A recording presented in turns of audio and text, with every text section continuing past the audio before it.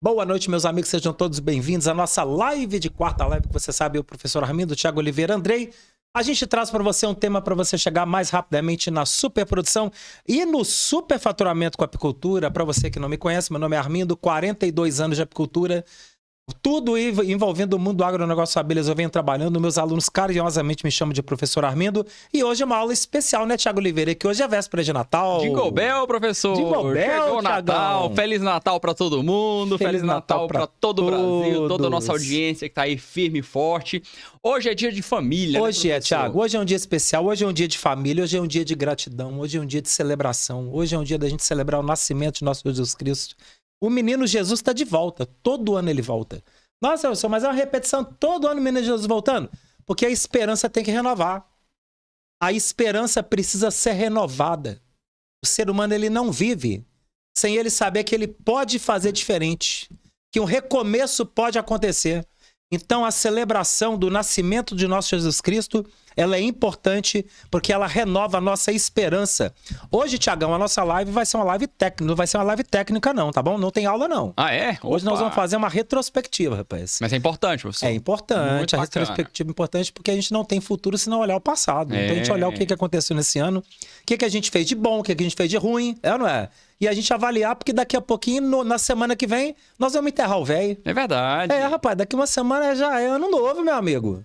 Já tá 2026 chegando aí a 1000 por hora, não é? Verdade, professor. Entender o ano que passou, gente, é a melhor forma para você preparar para o ano que vai chegar. Só que antes a gente tem uns recadinhos. Tiagão Oliveira, manda brasa, meu amigo. Aquele recado importante, lembra que você faz essa aula com a gente, então deixa a sua pergunta, deixa o seu comentário aqui. É muito importante você colocar o seu comentário, colocar a sua pergunta, porque a gente vai fazer uma live depois somente para tirar as suas dúvidas, para responder todas as perguntas, tá? A gente tá fazendo toda semana, quinta-feira, tá soltando essa live, respondendo perguntas e tá bombando, professor. O pessoal tá participando muito, estão gostando demais das nossas aulas, então deixa a sua pergunta aqui, mas lembrando que você só consegue escrever no chat se você tiver inscrito no canal. Então você tem que estar inscrito no canal para estar participando com a gente aqui ao vivo, tá bom? É muito importante que você se inscreva no canal, ativa o sininho para você não perder as aulas que a gente solta aqui, os vídeos que a gente solta quase todo dia. Tem vídeo novo para você não perder nada aí da parte técnica de apicultura, dos manejos, de tudo mais para você chegar na superprodução de mel, tá bom? Não esquece de deixar o like, já deixa o like aí pra gente, é muito importante, senta o dedo aí para o YouTube entender que essa aula é legal e encaminhar para mais pessoas. E por que não você também pode encaminhar para mais pessoas? Manda essa live pro grupo do WhatsApp, pro grupo da família, pro seu tio que tem uma chácara, tem um sítio, aquele amigo que tem uma fazendinha, pessoal que quer faturar mais em cima da propriedade rural. Até pro Papai Noel que vai chegar hoje à noite, tem que deixar a live com ele. Até o Papai Noel. Manda o link, né, Andrei? Hein, Andrei, manda o link dessa live pro Papai Noel, Andrei. É isso aí, professor. Mandar pro Papai Noel, rapaz. Tem que ser, não é, Tiagão? Tem que ser. Então tamo lá, professor. Tiagão, 2025 deixou lições importantes para todo mundo. Lições positivas e lições ruins. Foi um ano de muito aprendizado. Foi um ano intenso, assim como tudo foi intenso no Brasil, no mundo, na perspectiva de política, economia e religião. Tudo foi muito intenso e com a apicultura não foi diferente. Então fica com a gente até o final, porque tudo isso aponta diretamente para o futuro da apicultura, que já é agora. Quando a gente pega ali, pessoal, o primeiro trimestre do ano, de janeiro a março, a gente teve o Brasil num destaque mundial mostrando sua força. 2025, pessoal, mostrou aí uma superprodução de mel nunca antes vista. A gente teve aí dados envolvendo aí, por exemplo, o Piauí se consolidando como potência no cenário apícola nacional. A gente já vinha aí acompanhando praticamente o sul do Brasil, que sempre foi aí a hegemonia da produção de mel no Brasil, nos últimos 4 anos sofrendo muito com clima, com tempo, com quebra de safra seguida, enchentes diversas, ou então secas históricas. E a gente viu o sul do Brasil perder muita força na questão da produção. Não é que reduziu a produção, mas a produção não cresceu. A produção do sul do Brasil ele estagnou. Ou seja, manteve a mesma produção que sempre foi muito alta, e outras regiões do Brasil cresceram muito. E o Nordeste brasileiro, principalmente o Piauí, ele se consolidou como potência apícola mundial. A gente teve matérias aí do Globo Rural mostrando isso, matérias aí do Globo Repórter mostrando isso, matérias nos principais telejornais do país mostrando isso. A força da apicultura do Nordeste.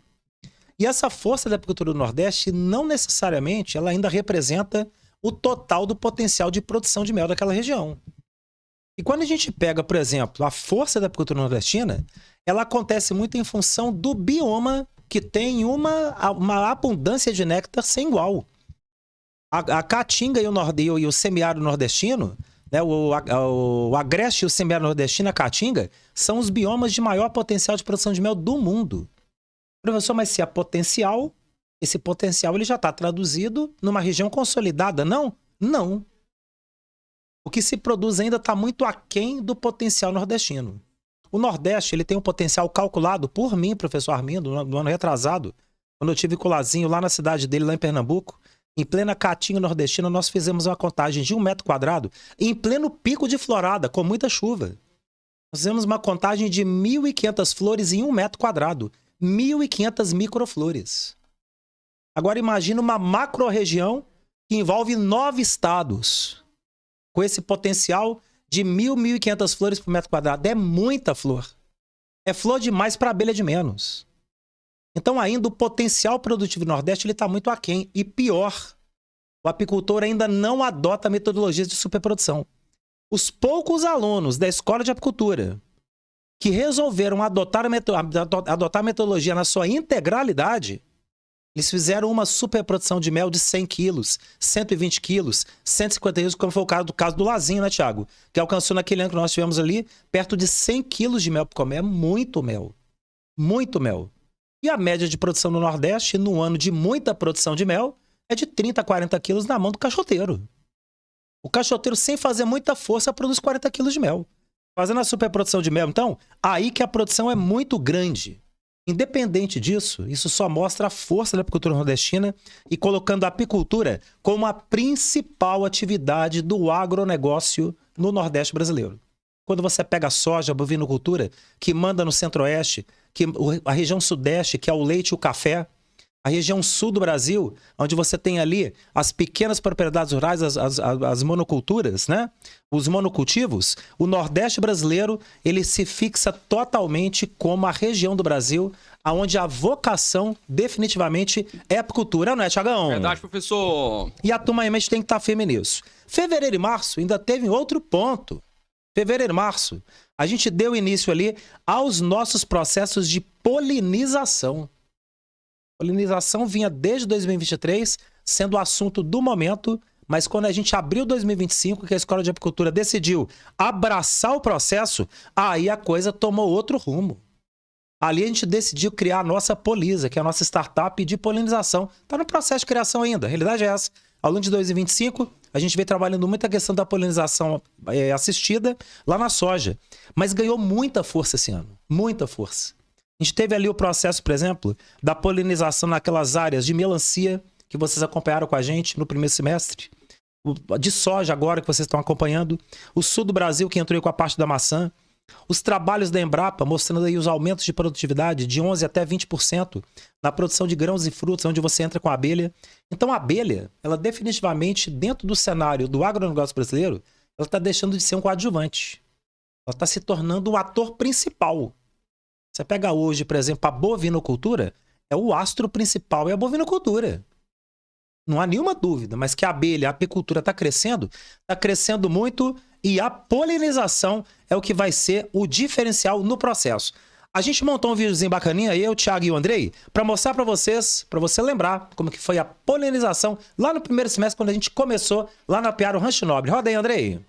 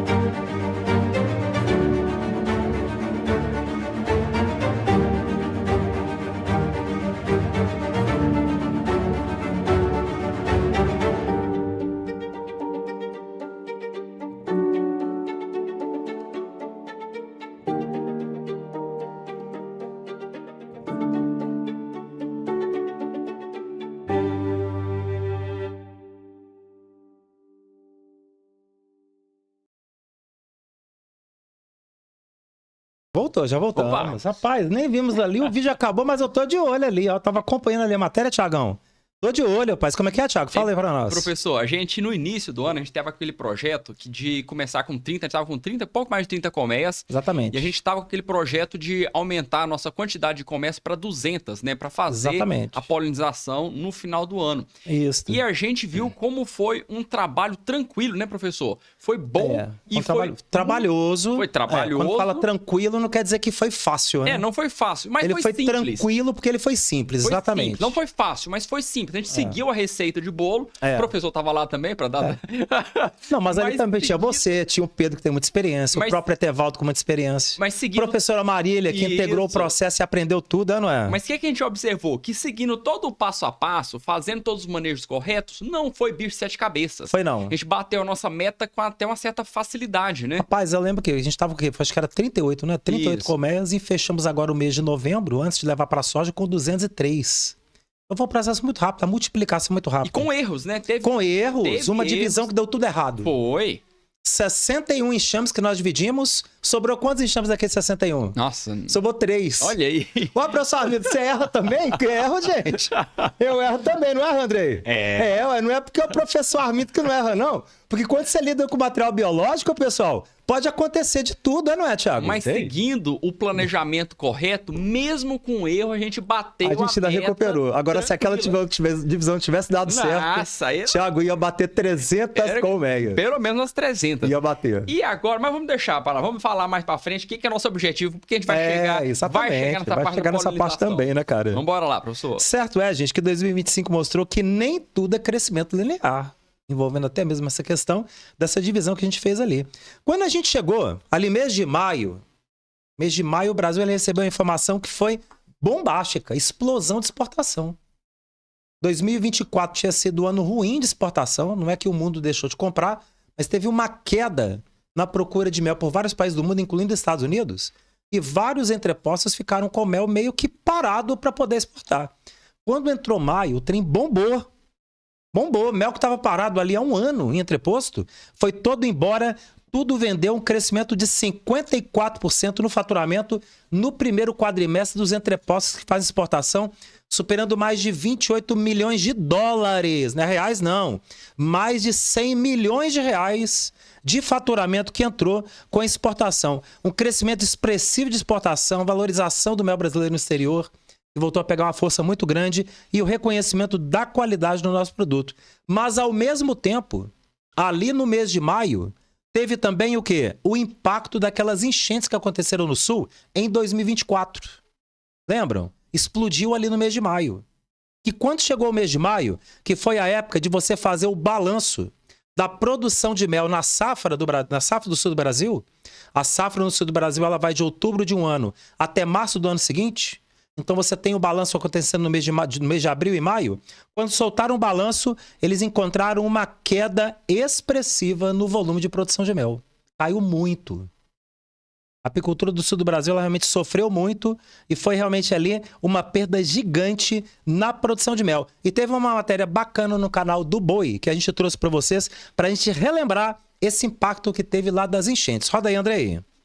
Uma decisão em nível federal pode impactar a produção de mel no Brasil.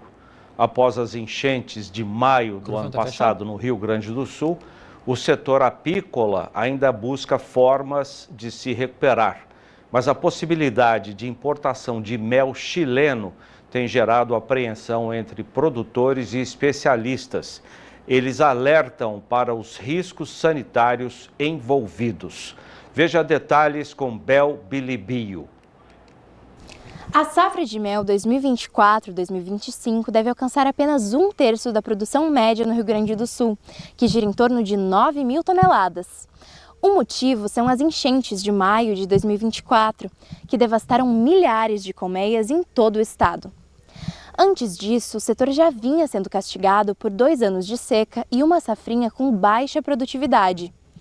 Apesar de algum alento na colheita de outono, as temperaturas amenas e as chuvas na fronteira dificultaram ainda mais a produção. A surpresa agora é outra, a possível importação de mel chileno. A medida levantou um alerta no setor, e o receio é de que, além de afetar economicamente a cadeia produtiva local, o produto importado traga riscos sanitários ao país, especialmente com relação à bactéria Painibacillus larvae, causadora da doença cria pútrida americana, erradicada no Brasil desde 2006. Nós conversamos com o vice-presidente da Federação Apícola e de Meliponicultura do Rio Grande do Sul, Patrick Luderitz, que nos trouxe informações exclusivas sobre o assunto. O Rio Grande do Sul, nós fizemos uma reunião de emergência da Câmara Setorial da Apicultura e Meliponicultura, exatamente para tentar entender onde vai sair um documento, que foi enviado tanto para a CBA quanto para o governo federal, questionando, primeiro, essa necessidade e, segundo, principalmente o que nos preocupa é a questão sanitária. O Chile, ele não é livre de doenças na área da apicultura. E uma gota de mel, por exemplo, contaminado, pode vir a contaminar as nossas colmeias brasileiras.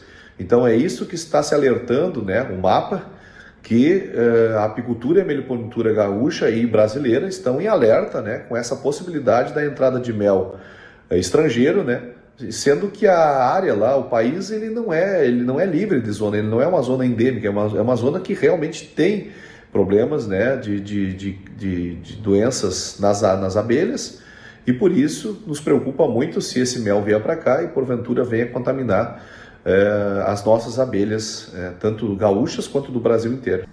A preocupação foi formalizada pela Câmara Setorial da Apicultura e Meliponicultura, da Secretaria da Agricultura. Num ofício, os coordenadores e especialistas pediram uma posição firme do Ministério da Agricultura contra a importação.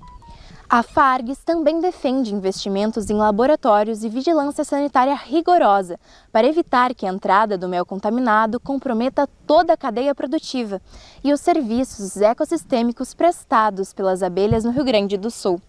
Então estamos aqui em alerta geral, questionando o MAPA e os nossos técnicos.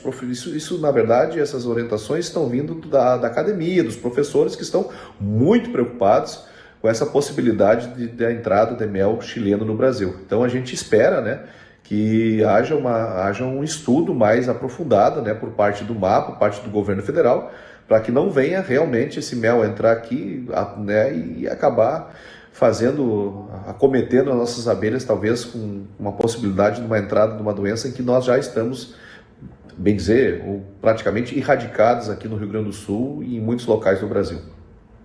O setor reforça a necessidade de apoio técnico, laboratorial e político para poder proteger a apicultura gaúcha, não só como atividade econômica, mas também como um elo vital para a sustentabilidade ambiental e agrícola do país.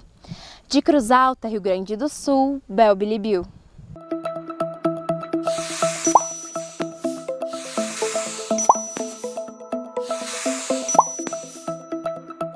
Junho, julho, aí já foi um pouco diferente, porque aí a gente já entrou aí na safra de mel na região do Cerrado brasileiro. Você sabe que a safra do mel no Cerrado, o pico dela é no mês de junho, julho, agosto e setembro, que é quando você tem ali o cipa-uva, que você tem o angico, que você tem ali as florações todas do Cerrado acontecendo e que responde aí por quase 50% do total de mel produzido no Brasil. Só que esse ano foi também impossível a gente ignorar as mudanças climáticas que impactaram na florada como um todo. O Cerrado brasileiro ele começa do norte do Paraná e vai até o sul do Maranhão. Ele vai do oeste da Bahia, vai até o Acre, vai do Rio de Janeiro até o Amazonas. Então a macro-região do Brasil, onde pega ali todo o grosso do Cerrado. A gente teve aí noites muito quentes. Não foi um ano de fazer aquele frio extremo. Teve região do Brasil que fez muito frio, mas não fez aquele frio extremo. Secas muito prolongadas. A gente teve áreas aí do Cerrado onde chegou a estender até 6 meses de seca. A seca no Cerrado tem todo ano. O Cerrado é um bioma de 30 milhões de anos de idade. Nesses 30 milhões de anos, em média, você tem aí 4, 5 meses de muita seca. Então você tem uma chuva chegando até meados ali do mês de maio, junho, você entra ali julho, agosto, setembro, outubro, 4 meses de seca, final de outubro você começa a chuva, 4 meses de seca. Agora bater 6 meses de seca, 7 meses de seca, 8 meses de seca, teve região do Cerrado que teve seca como se estivesse no Nordeste. No Nordeste é normal ter 8 meses de seca. É do bioma da Caatinga 8 meses de seca. Mas não é do bioma do Cerrado ter 8 meses de seca. Então isso impactou. Queimada demais. Menos que 2024. 2024 foi algo assim fora do comum as queimadas. 2025, entretanto, ainda manteve muito ritmo de queimada no centro-oeste brasileiro, no Cerrado. E, claro, tudo isso afetou o comportamento das abelhas. A safra, que era para chegar no dia 1º de julho, entre o dia 1º e o dia 15 de julho, abriu-se para uva, foi chegar lá para meados do dia 20 de agosto. Também quando chegou, chegou. Chegou e foram 40 dias de florada. Foi uma florada curta, uma florada rápida, mas em 40 dias as colmeias encheram uma média de 5, 6 melgueiras. Tanto é que foi um ano de superprodução de mel para quem implementou o método da escola de apicultura. Então, gente, foi um ano onde o clima ele pressionou muito, mas o aluno da escola que implementou o método, ele conseguiu sair bem e sair muito bem. Fez superprodução de mel, produziu muito mel. Quem não era aluno da escola, caixoteiro, penou. Tiago deve lembrar, né, Tiago, de apicultura aqui no estado de Goiás, que tinha 70, 80 comércios, caixoteiro, perdeu tudo. Verdade. Perdeu tudo. Não produziu nenhuma gota de mel. Chegou agora no período da entre-safra, perdeu tudo. Então, gente, enquanto o clima pressionava, o apicultor se adaptou e fez superprodução de mel. Entretanto, logo depois, ele já colhendo mel, o que veio também no mês de agosto? Veio o tarifaço do Donald Trump. Diz que agosto é mês cachorro louco, né, professor? Agosto é bruto, meu irmão. Eu lembro que quando eu era menino, o André não era dessa época, não. O André ainda é bebê ainda, né, André? Mas quando a gente era menino, Thiago, você lembra que mês de agosto passava jornal, sempre tinha uma tragédia, um incêndio num prédio. Verdade. Era, não é? Alguma desgraça que acontecia, uma bomba que explodia, um trem qualquer. E esse ano foi o tarifaço do Donald Trump, foi ou não foi? Olha só. O negócio foi bruto, não foi, cara? O negócio foi bruto. E ali, gente, o tarifaço, que a gente sabe aconteceu não apenas por questões econômicas, mas também por questões políticas, ele afetou o mundo inteiro. Não foi um tarifaço imposto só ao Brasil. Um tarifaço imposto a todo mundo, agora em especial ao Brasil, teve um composto político aí também que afetou. E claro, o tarifaço de 50%, ele chegou também no mel brasileiro. E todo mundo sabe que 80% das exportações de mel do Brasil são dirigidas ao mercado americano. Isso provocou uma ansiedade gigantesca em toda a cadeia apícola no Brasil. Entreposto que eu não via nunca fazendo postagem, por exemplo, em rede social, Thiago, Instagram da vida, começou a aparecer entreposto nas redes sociais. Começou a aparecer entreposto no Instagram, começou a aparecer entreposto no YouTube, pessoal fazendo live, fazendo podcast. Falei assim, que um tarifaço não faz, né? Faz o cara sair da sala do ar-condicionado e voltar para poder ir ao encontro do apicultor, né? Para poder prosear com o apicultor. Então, gente, essa questão do tarifaço, primeiro, mostrou a dependência do mercado americano. Isso é um problema da apicultura brasileira. A apicultura brasileira ainda é dependente do mercado americano. Você nunca aposta suas fichas só em um mercado. Nunca. Você tem que ter uma válvula de escape no caso de dar algum problema. E essa válvula de escape não havia. Veio um tarifaço, do nada, da noite para o dia, tarifaço, 50%, e daí? Como é que você faz para poder fazer exportação? O Brasil saiu bem dessa? Saiu. Por incrível que pareça, os entrepostos encontraram meios de encaminhar o mel. Encaminhou todo o mel? Não. Teve um impacto no preço do mel? No preço de atacado teve algum impacto. Algum. Eu cheguei a fazer lives, por exemplo, em meados ali do mês de junho, julho e agosto, onde eu falei que muito provavelmente o preço do mel despencaria daquilo que eles estavam prevendo de R$25 o quilo pago para exportação, despencaria para a faixa de 6, 7, 8. O Thiago deve lembrar disso. Não caiu tanto. Caiu, mas não caiu tanto assim. Caiu para a faixa do que está hoje, 16, 17, 18. É uma queda expressiva, que chega a quase 30%. Mas não é uma queda onde muitos estavam alardeando que chegaria aí perto aí a 70, 80% de queda. Isso também mostrou que os entrepostos também estão preparados para poder mandar mel para outros mercados. E mandaram. Tanto é que está faltando mel no mercado. E tem entreposto, inclusive, até anunciando, tem um grande entreposto no interior de São Paulo que está anunciando, pedindo para os apicultores venderem mel para eles. Eles estão precisando compor contrato de exportação e não está tendo mel. Então a coisa está chegando a esse ponto.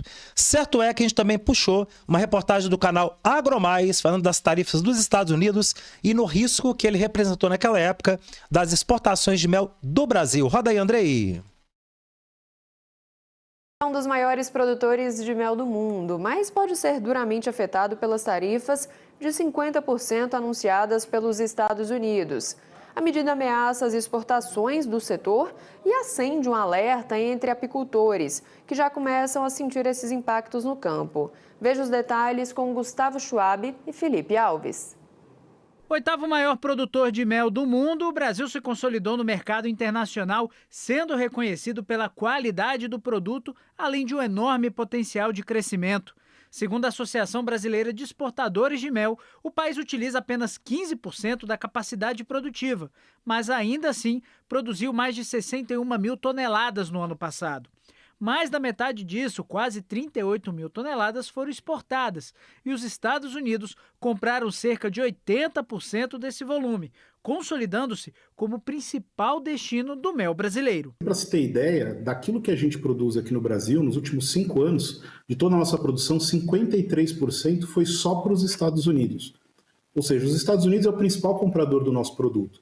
Então, é muito complicado para a gente pivotar essa produção e levar essa produção para outros países que não têm condição de absorver. Mas a situação pode mudar a partir de 1º de agosto. Caso o tarifaço anunciado pelo presidente Donald Trump comece a valer de fato, apicultores esperam que as exportações caiam drasticamente, impactando inclusive o preço no mercado interno. São centenas de toneladas de mel que iriam para fora.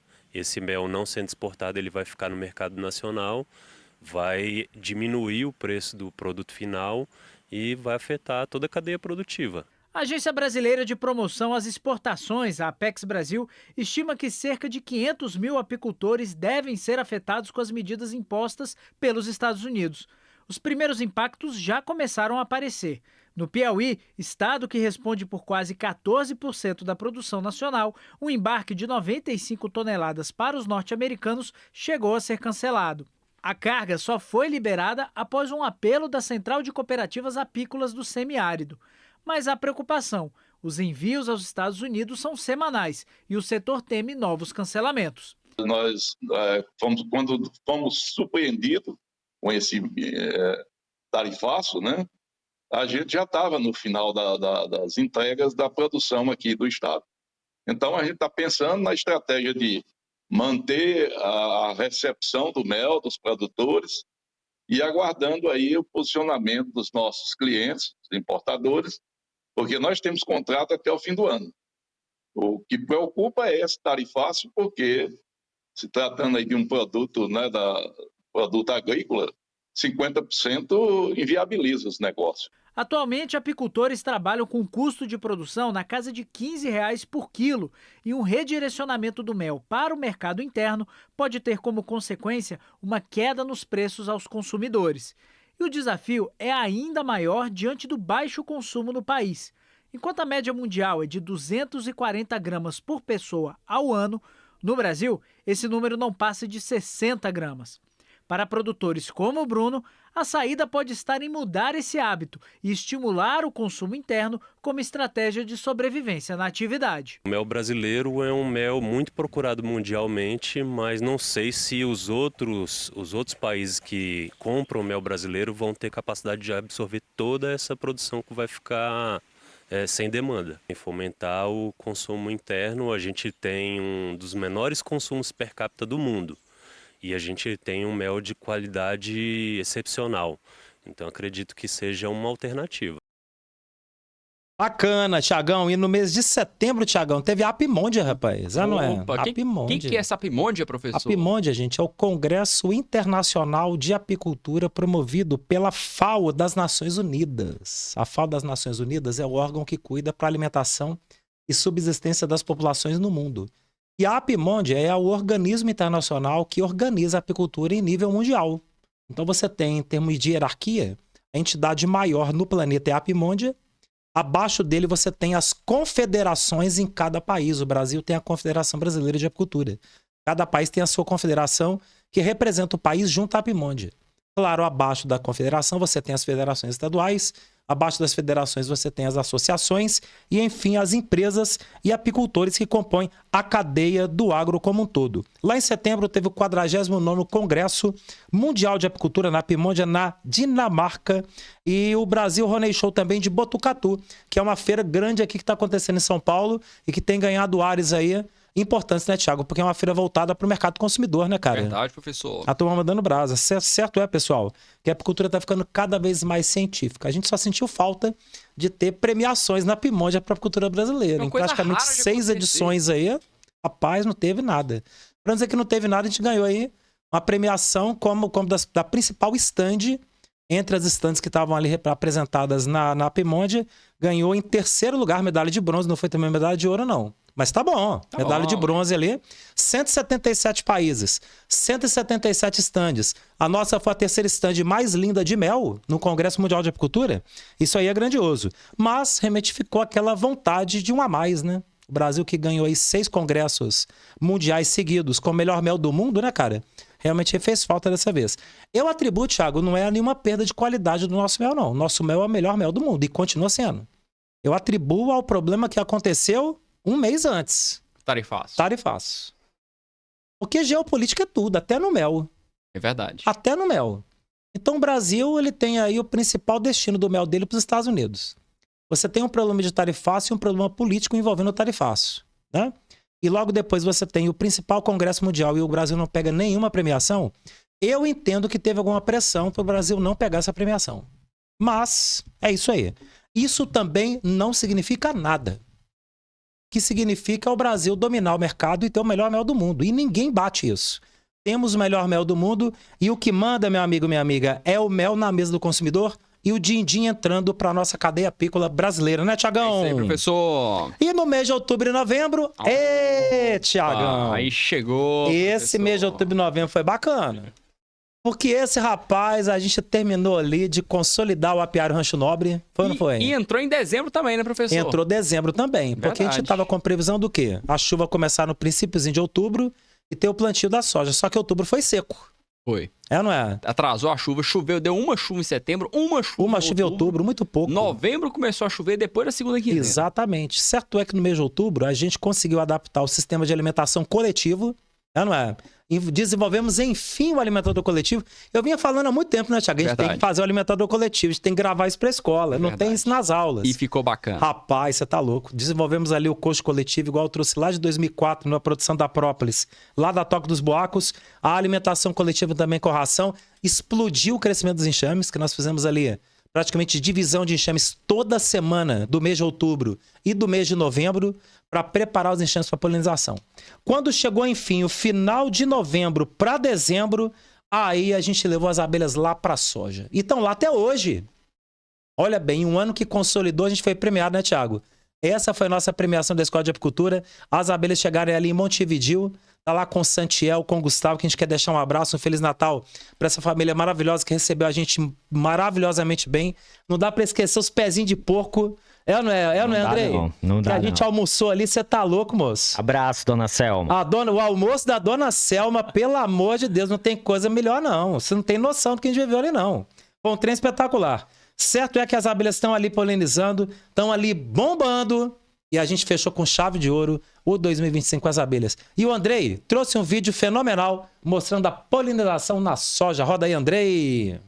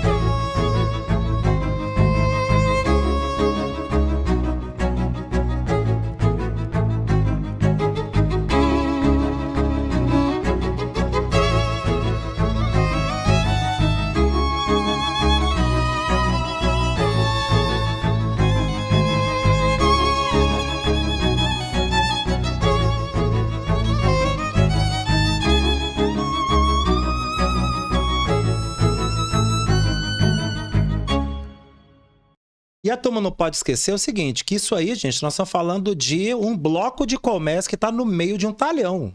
Tá? Um outro bloco desse foi colocado num outro talhão. E os demais talhões, a gente colocou as colmeias espalhadas de 25 e 25 metros.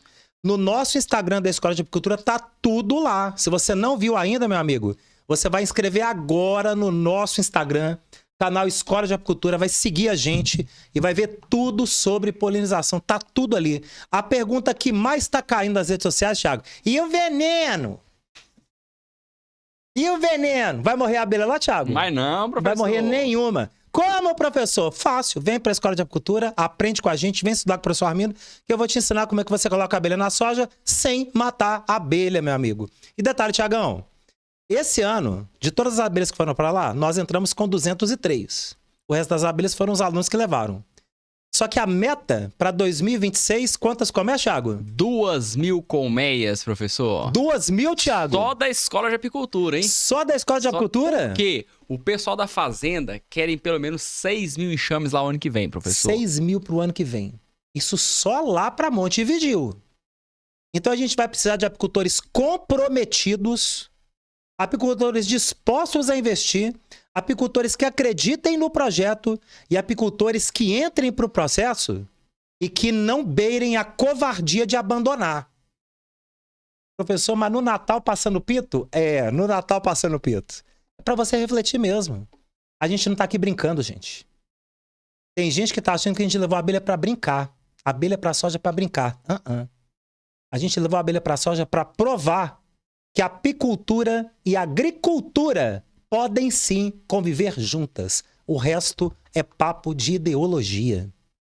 Então a turma tem que ficar muito atenta, porque 2026 vai bombar, não é, Thiagão? É isso aí, professor. Thiagão, teve outro ponto, uma outra coisa que nós tivemos em novembro, não posso esquecer de falar, não. Opa! O nosso Congresso Prêmio de Apicultura, que foi Thiagão. muito legal, professor. Foi histórico, viu? Conta aí, como é que foi a experiência naquele lugar maravilhoso, aquele palco sensacional, aquele espaço da TMB? Conta aí um pouquinho. Professor, nós tivemos lá em São José dos Campos, professor. Teve uma turma também internacional. Foi. Mais de 10 apicultores da Escola de Apicultura. Escola de Apicultura. Professor Ramiro, quero deixar um abraço para todos nossos alunos da Escola de Apicultura Latam, desejando a todos vocês um Feliz Natal e um grandioso ano novo para todos, não é mesmo, Thiago Oliveira? Tivemos alunos do Peru, alunos da Argentina, alunos do Chile, professor. Estados Unidos E do Brasil todo, professor. Um congresso internacional. Foi um congresso internacional, é verdade, professor. Um congresso maravilhoso, então, e que vai se repetir nesse congresso. A gente premiou os nossos alunos que fizeram superprodução, alunos que fizeram superfaturamento, quem faturou mais de 100 mil reais por ano com apicultura, e os alunos que construíram seu negócio milionário também. É verdade. Então são aquelas plaquinhas que estão atrás, professor. Mostra lá, André, o professor lá, as plaquinhas maravilhosas lá que a gente premiou os nossos alunos esse ano, em 2026. Aqui, essa aqui, nós entregamos duas, hein, Thiago? Verdade, professor. Pegamos duas, ó. Essa aqui foram mais duas, tá bom? O professor Armindo já tá caminhando aí, já tá beirando mais de 10 alunos aí que já pegaram essa placa, hein, cara? E no ano que vem tem mais, gente. Isso aí foi só a pontinha do iceberg. Ano que vem tá chegando, mais uma semaninha aí já tá no ano novo.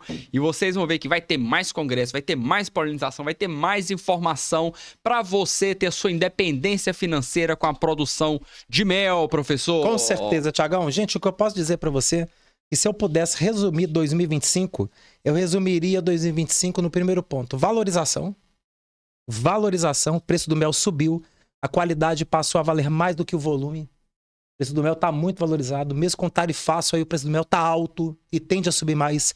Resiliência que o apicultor aí encontrou, a necessidade de se adaptar ao clima, de manejar com técnica, de ter a tecnologia como aliada, de estudar, de buscar compromisso, de buscar informação para fazer valer uma apicultura de fato. Digitalização. Você tem algo que vai crescer muito na apicultura esse ano. A gente até estreou no nosso congresso, que é a nossa palestra de inteligência artificial do Felipe, que foi um sucesso, Thiago. Verdade. A gente não pode esquecer disso. Os alunos saíram assim com uma outra visão de como fazer apicultura de fato. 2025, meus amigos, não tenham dúvida, a apicultura ficou muito mais profissional. Muito mais profissional, e a gente tem que comemorar. Foi um ano desafiador e a apicultura mostrou força. Nessa noite de Natal, a gente espera que o menino Jesus esteja com cada um de vocês. Que a presença de nosso Senhor Jesus Cristo esteja com você e sua família. Ele que é o nosso Senhor, nosso Salvador, nosso Redentor. Ele que dá essa força, essa esperança.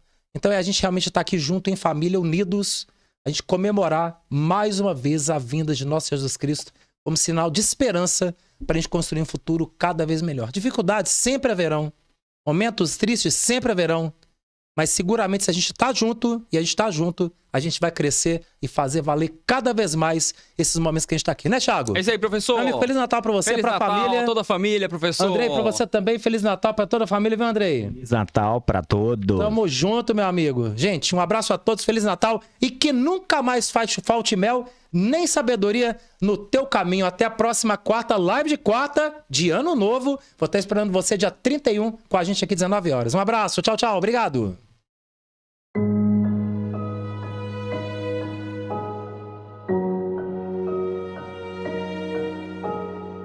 E ao mesmo tempo, você já ir faturando, você já correr atrás do faturamento. Como é que se faz isso? Possibilidade de financiar o seu crescimento. É um sonho uma placa dessa.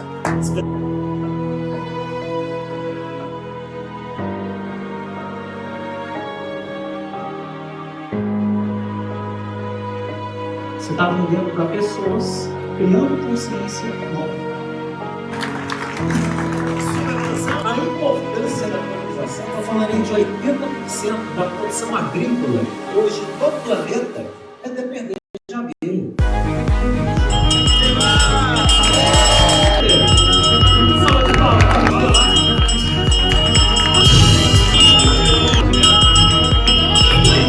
Sim, ele vai representar principalmente o antes de uma vida de dificuldades, de tentativas, de buscas.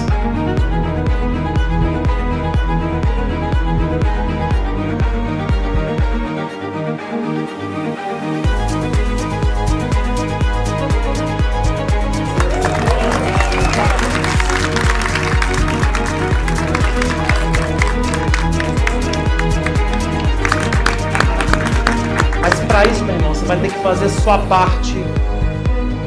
Você vai ter que correr atrás. Beleza, então, só vamos pra aula. Você tá com quantas colmeias hoje? Qual é a dor que vocês estão aí passando no projeto? É muito bom.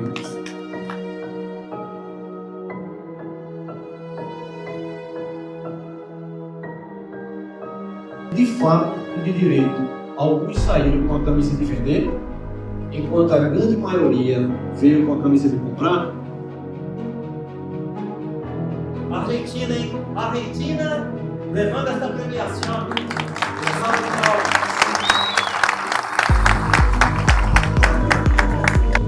Você ganha polemizando. Ganhar e ganhar forte. Eu cumpro agora, eu cumpri minha missão, acabou. Propósito é algo que vai muito além da missão. É um conjunto de missões e mais missões, constituindo um propósito de vida. Está escrito: águia voa com águia. O meu propósito é 1000 alunos fazendo cada um, pelo menos, um projeto milionário em suas vidas. É o meu propósito.